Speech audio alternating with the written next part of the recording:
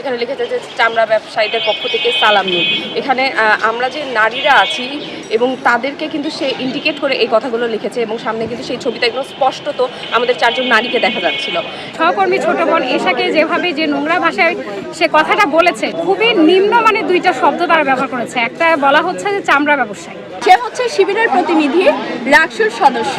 সে যদি রাজশাহী বিশ্ববিদ্যালয়ের ছাত্র হয় কিংবা সে যদি বাংলাদেশের নাগরিক হয়ে থাকে, সে যেহেতু ছাত্র শিবিরের রাজনীতির সাথে যুক্ত, তার পরিচয় যেহেতু পাওয়া গেছে, সে রাজশাহী বিশ্ববিদ্যালয় দ্বারা রাজশাহী বিশ্ববিদ্যালয়ের শিক্ষার্থীদেরকে নিয়ে এই ধরনের কুরুচিপূর্ণ মন্তব্য কখনোই করতে পারে না।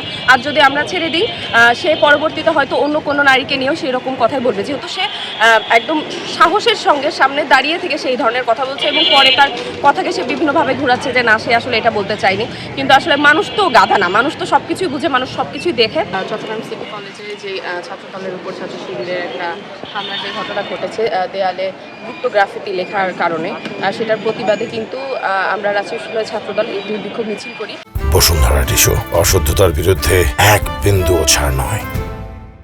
এবং সেই বিক্ষোভ মিছিলের একটা ছবিতে আমাদের একটা ফটোকার্ডের উপরে আমাদের দেখতে পেয়েছি যে একটা হল সংসদের নির্বাচিত একজন প্রতিনিধি, সে কিন্তু সেখানে একটা কুরুচিপূর্ণ মন্তব্য করে সেটা একটা গ্রুপে, রাজশাহী বিশ্ববিদ্যালয় পরিবার সংসদ, এই সকল গ্রুপে হচ্ছে পোস্ট করেছে। কিছু সংখ্যক মেয়ে আর কি ছাত্র রাজনীতিতে এসেছে, কিন্তু যে পরিমাণে আমাদেরকে সাইবার বুলিং করা হয়, এর পরিপ্রেক্ষিতে অনেক মেয়ে আর কি এই যে রাজনীতিতে যুক্ত হতে ভয় পায়। আমরা কখনোই একজন ছাত্র প্রতিনিধির কাছে এই ধরনের ব্যবহার আশা করি না। আর সাইবার বুলিংটা আসলে দিন দিন এত পরিমাণ বেড়ে গেছে, কারণ এর কোনো প্রতিকার আমরা এখন পর্যন্ত করি না।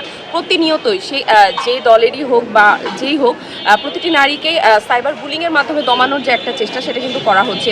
আর আমরা এটা নিয়ে আসলে একটা স্মারকলিপি দেবো এবং তারপরে আমরা অবশ্যই মামলার মাধ্যমে হোক, যেভাবে হোক আইনানুগ ব্যবস্থা নিয়ে তার বিরুদ্ধে একটি ব্যবস্থা নেব।